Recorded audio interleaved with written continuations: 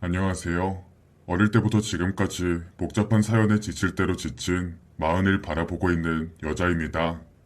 그래도 아직 젊다면 젊은 나이이고 저보다 더 많은 세월을 보내오신 수많은 인생 선배님들은 저보다 더 많은 고난의 세월을 겪으셨을지도 모른다는 생각이 들긴 하지만 이번 일을 겪으면서 꼭 그렇지만은 않다는 생각이 문득 들었어요. 제가 얼마나 마음고생이 심했는지 인생 후배가 땡깡 피우는 거 들어주신다는 생각으로 한번 들어봐 주셨으면 좋겠습니다. 저는 역마살이 남들보다도 더 센 건지 저는 어릴 때부터 이 집 저 집을 전전하며 살았습니다. 어릴 때는 부모님이 두 분 다 맞벌이를 하셔서 시골에 있는 할머니 댁에서 자라다가 6살이 될 무렵에는 부모님이 이혼을 하시고 나서는 엄마 밑에서 자랐어요. 이혼의 계기는 아빠의 바람이었으니 귀책 사유는 전적으로 아빠한테 있었지만 아빠는 하나뿐인 딸을 포기할 수 없으시다며 줄곧 엄마와 단둘이 살고 있는 그 집으로 찾아와 문을 열어달라며 발길질을 하고 소리를 지르곤 하셨어요. 아빠 때문에 그날 이후로 조금이라도 큰 소리가 나면 심장이 벌렁거리고 긴장이 됩니다. 집에는 경찰들이 자주 드나들었지만 아빠가 하도 집에 찾아오니까 나중에는 가족들끼리 좀 원만하게 해결 봅시다 선생님. 저희도 일 많고 바빠요. 라며 피곤한 기색을 드러내더라고요. 그래서 저는 등하굣길에 아빠가 제 앞에 나타나 저를 데려갈까봐 매일매일 사방을 두리번거리면서 다녔어요. 엄마는 저를 지킨다는 명분으로 남들 다니는 학원도 다니지 못하게 했어요. 가는 길에 아빠를 만날지 모른다면서요. 하지만 행패를 부리던 문제의 그 아빠는 정말 허무하게도 새로운 여자가 생겨 재혼을 한 후로부터는 저를 찾아오지 않았어요. 당연히 그랬겠죠. 그 여자랑 새로 살림을 차리는데 전처와 함께 만든 아이는 특히 여자애는 짐일 뿐이니까요. 그러다 제가 고등학교 1학년 때쯤 어머니가 돌아가셨어요. 엄마가 혼자서 저를 키우시겠다고 엄청 일을 열심히 하셨는데 남들보다 승진을 빨리 해보겠다고 무리해서 일을 하신 거예요. 몸이 축날대로 축난 엄마는 허무하게도 과로사로 돌아가셨고 저는 그렇게 고아 아닌 고아가 되어버렸습니다. 그래도 함께 정을 나누며 살았던 여자인데도 아빠는 장례식에 코빼기도 보여주질 않더라고요. 그때부터는 그냥 아빠를 죽은 사람이라 생각하기로 했습니다. 어디 사는지 애는 낳았는지 찾아볼 생각도 하지 않았어요. 그 이후로부터는 이모네 집에 얹혀 살았습니다. 이모네 집은 또 다른 지방에 있는 곳이었기 때문에 고등학교 1학년을 다 보내기도 전에 살아본 적도 없는 낯선 지역으로 전학을 가야 했습니다.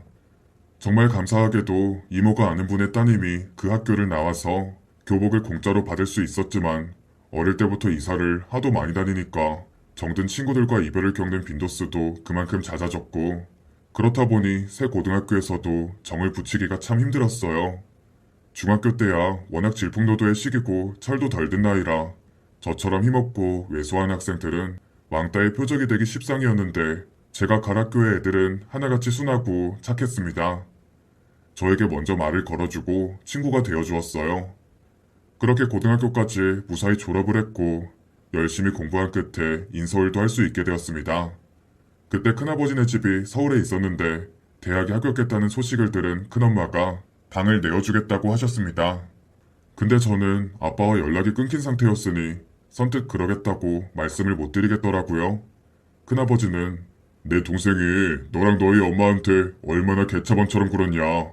그거 미안해서라도 이 큰아빠가 너한테 어떻게든 보탬이 되어주고 싶어서 그러지. 새로 집 하나 해줄 정도의 여력이 있는 건 아니고 고작 먹여주고 재워주고 하는 수준이지만 그래도 서울에 연고도 있는데 여기서 지내는 게 더 낫지. 라며 저를 설득하셨어요. 그때 마침 큰언니가 캐나다 사람이랑 결혼해서 캐나다에 정착을 하기 위해 짐을 뺀 상태였어요. 저야 방세 아끼면서 살 수 있는 환경을 마다할 필요는 없었죠. 그렇게 저는 20살에 또 터전을 옮기게 되었습니다. 이사를 하도 많이 하니까 너무 지긋지긋하더라고요. 어디에서 살든 여기도 곧 떠날 곳이라고 하니까 도저히 정이 붙지 않았고 불안정해서 늘 붕뜬 마음을 떠안고 살아야 했어요. 시집을 가기 전까지는 여기에서 쭉 살고 싶다 생각하면서 캠퍼스의 낭만을 즐길 새도 없이 열심히 과제를 하고 시험을 준비하며 바쁜 나날을 보냈습니다. 하지만 큰아버지가 첫 인사랍시고 우리 주연이 숙녀가 다 됐네. 어쩜 이렇게 쭉쭉빵빵일 수가 있어? 라고 할 때 진작 도망쳤었어야 했던 걸까요? 큰아버지는 저와 단둘이 있을 때면 방문을 열고 들어와 야한 얘기를 꺼내거나 아예 집에 들어와 옷을 갈아입을 때 방문을 확 열어 젖히거나 공부하느라 힘들지 않냐며 팔뚝을 주물거렸습니다. 그때 친한 남자 동기가 말해준 사실인데 여자 팔뚝살을 만지는 촉감이 가슴을 만지는 촉감과 비슷하다고 하더라고요. 큰아버지도 그래서 제 팔뚝살을 만진 게 아닐까 싶어요. 오해 아니냐 하실 분들도 물론 계시겠지만 당하는 사람은 사실 알잖아요. 저도 그냥 오해였으면 좋겠다 싶었습니다. 큰아버지는 제 팔뚝살을 만지면서 은근슬쩍 제 가슴에도 우연인 척 손을 스치곤 하셨으니 오해는 결코 아니었어요. 그래도 당장에 집을 구할 수 있는 형편이 되는 것도 아니었으니 참고 지내려고 했는데 나중에는 술을 잔뜩 마시고 들어오셔서는 아예 대놓고 키스를 하시려고 하더라고요. 큰엄마한테 이런 일이 있었다며 울고불고 하면서 자초지종을 다 알려드렸는데 큰엄마는 큰아빠가 너 예뻐서 그러는 거지.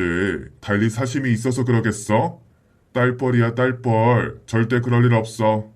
라며 아주 천하태평하게 말씀하시더라고요. 이러다 정말 큰일 나겠다 싶어 급하게 짐을 쌌고 하는 수 없이 제가 다니던 대학교 근처에 하숙집을 급하게 구해서 나가게 되었습니다. 도대체 몇 번째 이사인 건지 세기도 싫더라고요.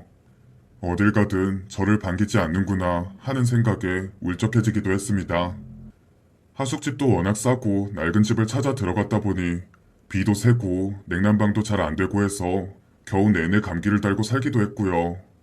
고독하고 감당하기 벅찬 나날들의 연속이었습니다. 그나마 그 하숙집에서 오래 살 수 있었던 건 낮에는 공부를 하고 밤에는 알바를 뛰면서 생활비를 벌었기 때문에 집에는 거의 자러 들어가는 수준이었기 때문이었을 거예요.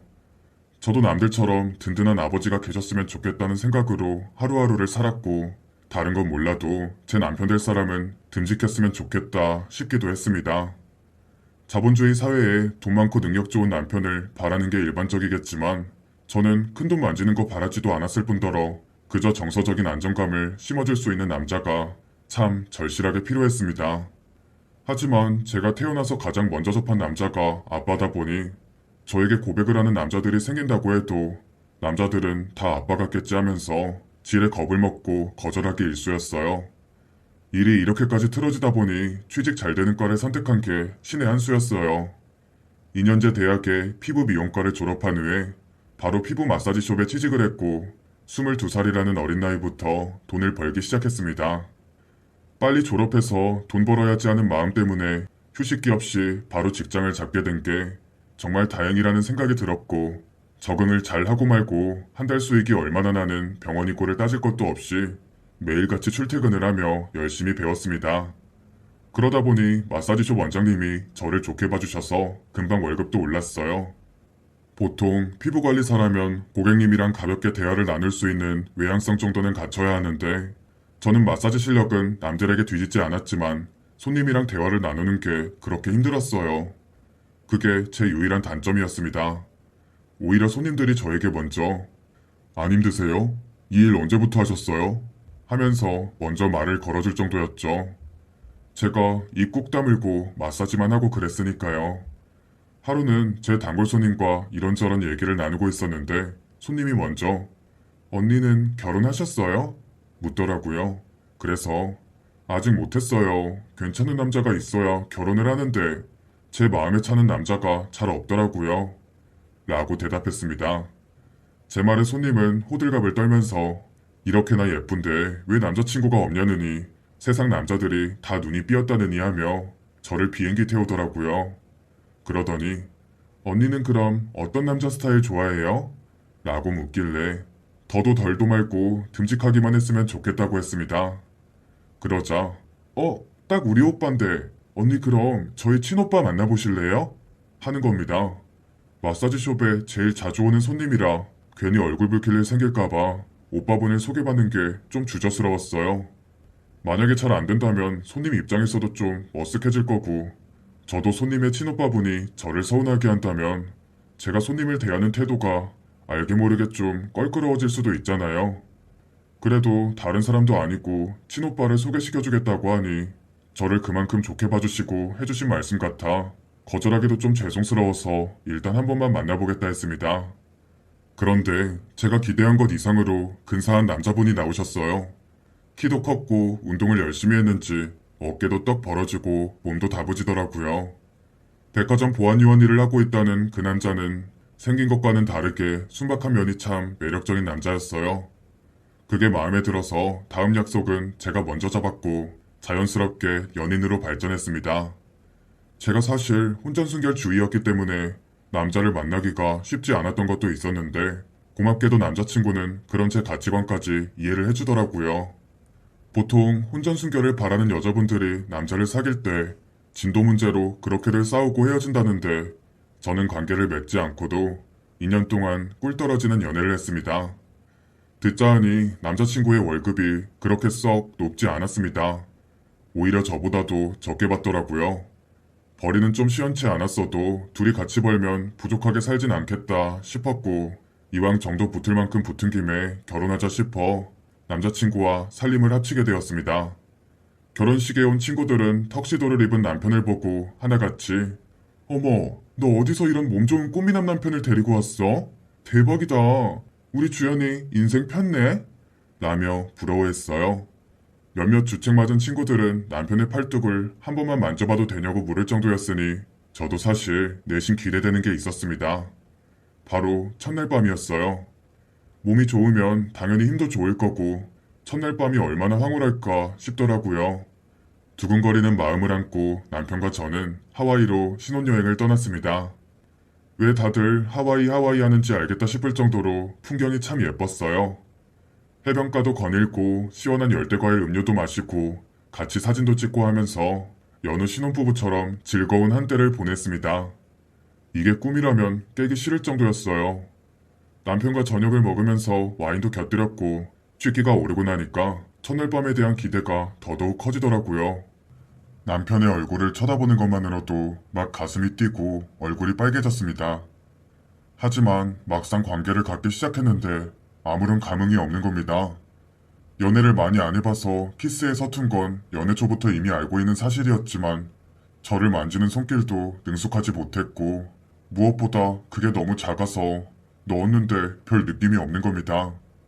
나름 땀 뻘뻘 흘리면서 열심히 한다고는 하는데 남편이 저한테 손가락을 넣은 건가 하는 착각이 들 정도였어요. 그렇게 저 혼자만 만족스러워하는 걸 보니까 김도 새고 정도 떨어지더라고요. 그게 작은 것도 문제였지만 관계를 갖는 아내가 어떤 기분일지도 좀 봐가면서 해야 하는데 그런 게 전혀 없는 거예요.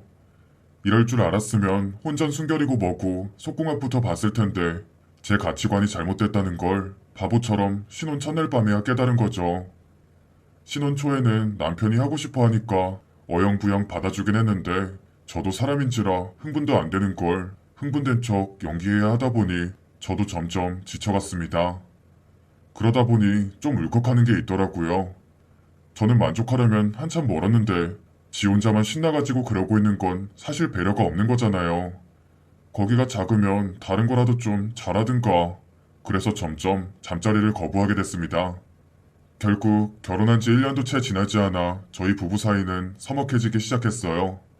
결혼하기 전에는 누가 더 사랑하네로 싸울 정도로 사이가 좋았는데 이렇게 되어버리니까 좀 많이 허무했어요. 우리 신혼이야. 근데 왜 맨날 나 혼자서만 풀어야 돼? 잠자리 거절도 이혼 사유에 들어간다는 거 몰라? 당신 도대체 왜 이래 나한테? 남편이 서운함을 토로하기도 했지만 어떻게 말하겠어요.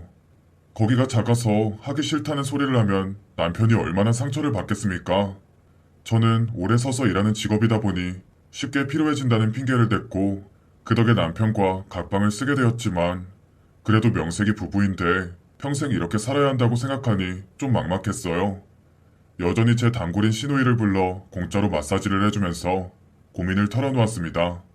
아가씨는 결혼하기 전에 꼭 관계 가져보고 아가씨랑 잘 맞는지 확인해봐야 돼요. 그러다 나처럼 신혼다운 신혼 못 즐겨보고 좋은 날 다 보내니까. 제 말을 들은 시누이는 한숨을 푹 쉬더니 사실 오빠가 어릴 때는 살집이 좀 많이 있었어요. 보통 소화비만이면 거기가 상대적으로 좀 많이 안 자란다는 얘기를 들은 적이 있긴 했어서 오빠도 그렇게 크지 않을 거라고 생각은 했는데 언니가 이렇게까지 만족스럽지 못할 정도인진 몰랐네요. 라며 안타까워하더라고요. 그리고 처음에 남편과 저를 엮어준 게 잘못 같다며 미안하다고 하는데 사실 오빠가 큰지 작은지를 여동생이 어떻게 파악합니까? 체격이 좋았으니 거기도 어련히 크겠지 싶었겠죠. 각방까지 썼으니 남편과의 관계는 점차 서먹해졌습니다. 남편은 아파트에 있는 헬스클럽을 다니기 시작했고 그 때문에 집에서 마주치는 시간도 줄어들었어요. 이게 결혼 생활이 맞나 싶어서 자괴감이 많이 들었는데 이 와중에 양가 부모님들은 손주를 언제 볼 수 있냐며 더 나이 들기 전에 하나 낳으라고 재촉을 하셨습니다. 33만 넘어가면 노산인데 그때 제가 딱 34이었으니 부모님도 마음이 많이 급하셨을 거예요. 남편이랑 상의를 한 끝에 하나 정도는 낳자고 합의를 받고 한동안 지옥 같은 관계를 맺었습니다. 제가 지옥 같다고까지 표현을 한 건 역시나 투박한 남편의 손길 때문이었어요. 아프기만 하고 흥분이라고 전혀 되지 않는 걸 배란기에 매일같이 가져야 했기 때문이었죠. 더럽게 못하면서 어디서 본 건 있어가지고 이것저것 시도도 해보는데 그래봤자 불편하기만 하지 남편이 느끼는 흥분의 10%도 느끼지 못했을 겁니다. 그래도 반년을 꼬박 노력한 끝에 애가 들어섰습니다. 하루에 한두 마디 나눌까 하는 사이였는데 그래도 애가 생기니까 가장에 책임감이 생겼는지 저한테 좀 다정하게 대하더라고요. 먹고 싶은 거 있으면 한밤중에도 나가서 사다 주기도 했고 퇴근길에 백화점에서 인부복을 사와서 저에게 선물해주기도 했습니다. 하지만 그뿐이었어요. 금전적으로 잘해주기만 할 뿐 다정하게 저녁 한번 같이 먹은 적이 없었어요. 먹고 싶다고 한 것, 필요하다고 한 물건들만 사다 주고 바로 헬스클럽에 가기 바빴기 때문이었죠. 무슨 헬스클럽에 꿀이라도 발라놨나 싶더라니까요. 그래도 최소한의 남편 노릇은 하고 있었고 노력하고 있는 남편한테 뭐라고 하고 싶진 않아서 참았어요. 그러다 헬스클럽에서 GX 프로그램으로 임산부 요가가 생겼다는 소식을 듣게 되었어요. 애 생기고 나서는 일도 쉬고 계속 집에만 있었던 터라 갑갑했던 차였고 잘됐다 싶어 바로 등록했습니다. 운동과는 담을 쌓고 살기도 했고 남편이랑 어색하기도 했으니 아파트 안에 있는 헬스클럽을 가본 건 처음이었습니다. 뭐 얼마나 좋으면 헬스장에서 살다시피 하나 했는데 신축이라 그런지 헬스클럽도 깔끔하게 잘 지어놨더라고요. 남편이랑은 헬스클럽 안에서 몇 번 마주쳤지만 어색하게 웃으면서 인사나 겨우 했습니다. 당신도 저거 들어? 임산부 요가? 집에만 있다 보니 몸이 좀 찌푸둥하기도 하고 이거 하면 애기한테도 좋다고 해서. 그렇구나. 알았어. 운동 잘하고 집에서 보자. 그 짧은 대화를 하는데도 어색해서 온몸이 다 굳는 느낌이더라고요. 남편은 웨이트 트레이닝을 하고 저는 요가를 하고 그렇게 각자 다른 공간에서 운동하다가 집에도 따로 들어가는 게 일상이 되었습니다. 그래도 한 집에 같이 사는 아내가 운동을 마쳤으면 좀 같이 집에 들어갈 만도 한데 남편은 24시간 하는 그 헬스클럽에서 아주 살다시피 했어요. 분명히 제가 요가 수업을 마쳤다는 걸 알 텐데도 고집스럽게 운동만 계속 하는데 뭐 어차피 기대감이 없으니 딱히 실망도 안 되더라고요. 좀 야속하긴 했지만 더 말해 뭐 하겠나 싶기도 했고요. 제가 관계를 갖지 않겠다며 거절하니까 그 에너지를 운동으로나마 분출하려고 저러나 보다 했습니다. 그날도 요가를 하고 혼자 집으로 돌아왔는데 피곤해서 저녁도 안 먹고 깜빡 잠이 들었었어요.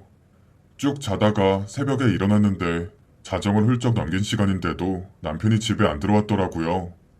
그날따라 설렁탕이 너무 먹고 싶었는데 그 시간에 연구실하곤 편의점뿐이었으니 얼른 나가서 즉석 요리로 된 거라도 사들고 들어와야겠다 싶었습니다. 지갑을 챙겨 들고 나가려고 하다가 지갑을 헬스장에 두고 나온 게 생각이 났고 그 새벽에 헬스장으로 갔습니다. 잠시 화장실을 갔는지 카운터에 아무도 없어서 라커룸 쪽으로 들어가 지갑을 찾으려는데 저는 헬스장에서 아주 경악스러운 광경을 목격했습니다.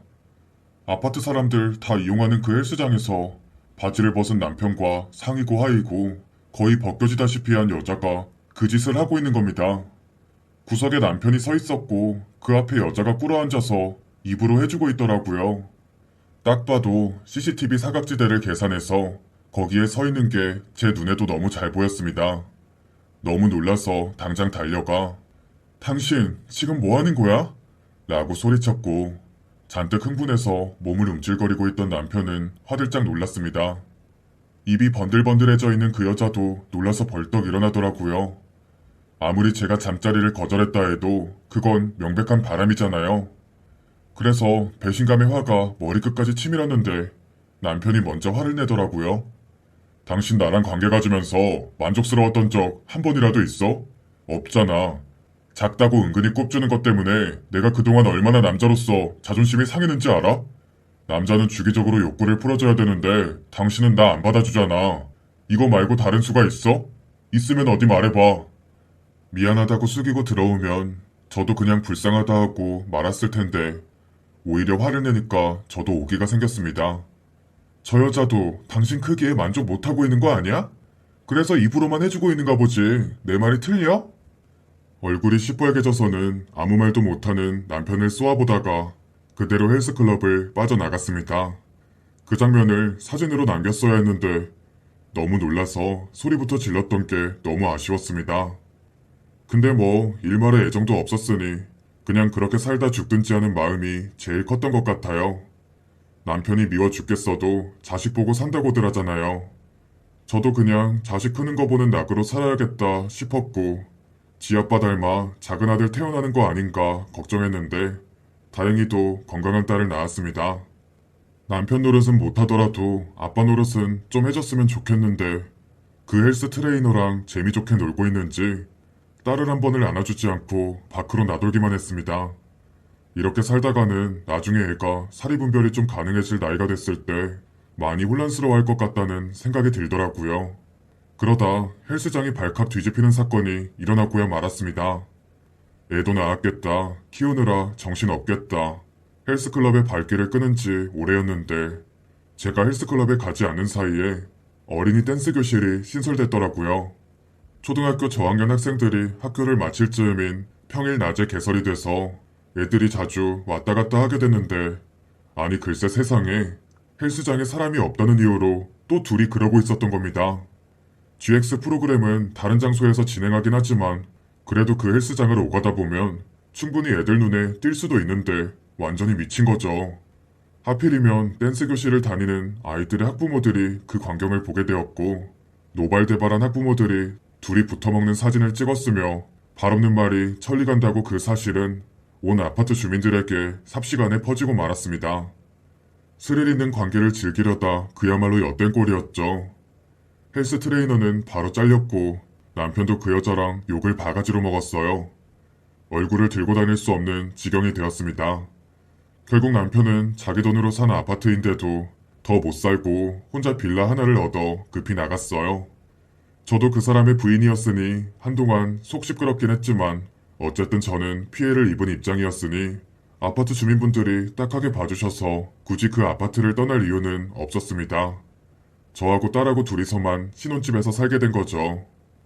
얘기를 들어보니까 남편이 보안요원으로 일하는 백화점에도 소문이 파다하게 퍼져서 백화점 측에서도 백화점의 품위를 유지하는 차원에서 남편을 해고했다네요. 당연히 백화점 곳곳마다 보안요원들이 지키고 서 있는데 바람 피운 사실이 공공연하게 알려진 사람이 백화점을 활보한다고 생각하면 저 같아도 가기 싫죠.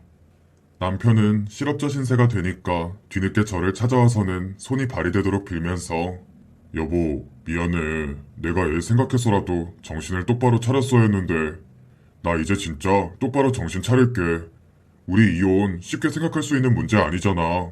우리 딸 은서 생각해서라도 헤어지면 안 되지. 내가 이렇게 부탁할게. 나 은서 아빠로 계속 살게 해주면 안 될까? 말도 안 되는 소리를 짓거리는데 마음이 약해질 기미조차 없었습니다. 은서 아빠로 살 생각을 했으면 애초에 은서를 잘 돌봐주기라도 하든가 왜 이제 와서 친한 척하지? 싶은 생각밖에 안 들더라고요. 딸을 위해서라도 이혼이 옳은 선택이다 싶었습니다.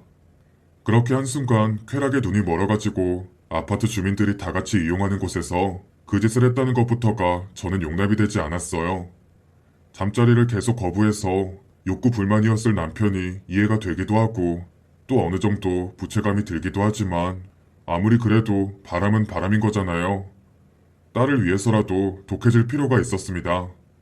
이혼 소송에다 상간녀 소송까지 걸었고 결과는 당연히 저의 승소였습니다. 재판이 끝나고 헤어질 때 이제 그 여자랑 잘해보면 되겠다.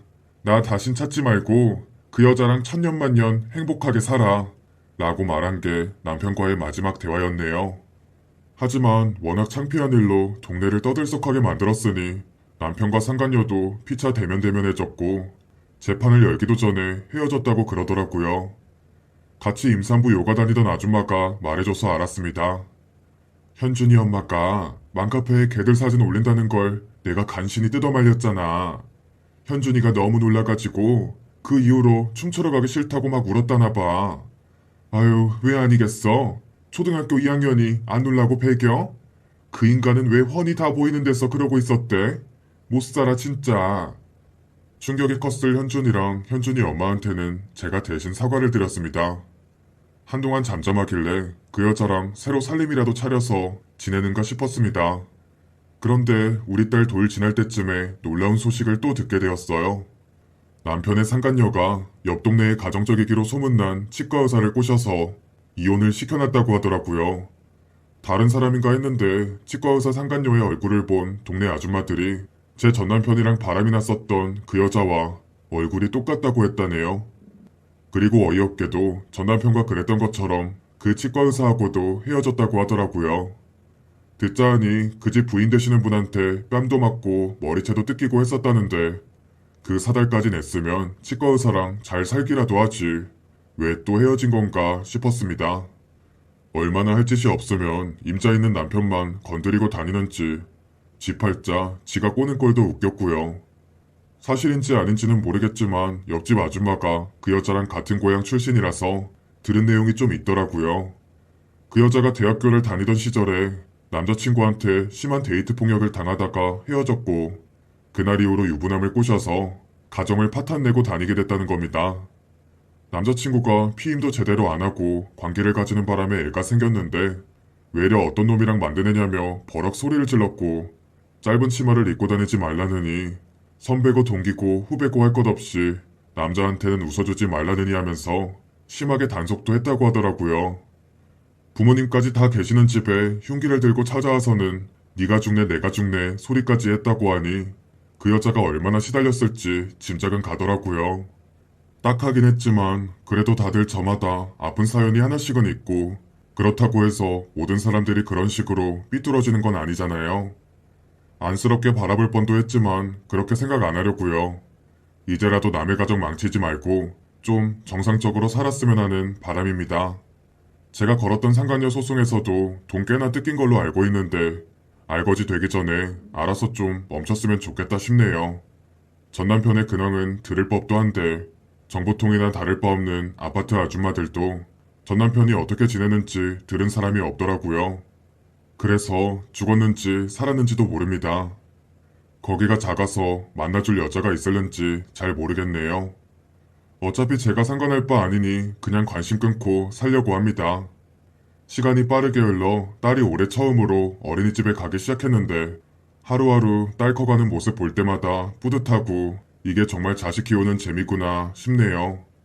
아, 그리고 요즘 부쩍 제가 일하는 마사지숍에 오시는 남자분이 계신데 워낙 지갑 사정이 여유로우시고 남자지만 본인을 가꾸는 것에 관심이 많으신 분이거든요.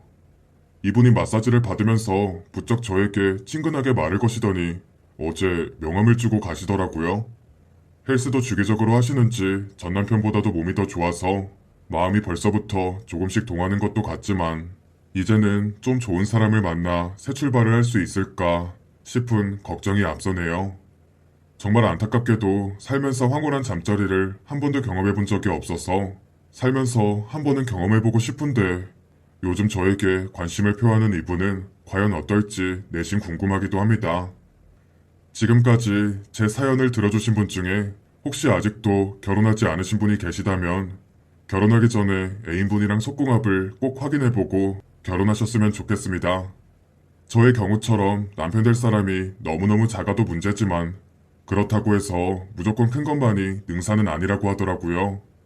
남편이 크면 물론 좋겠지만 여자 쪽의 체구가 너무 작아버리면 오히려 관계를 가질 때 아프기만 할 수가 있다고 하니 부디 결혼 전에 내가 평생 살 남자는 어떤지 잘 확인하셔서 오래오래 만족스러운 부부관계 하시길 바라겠습니다.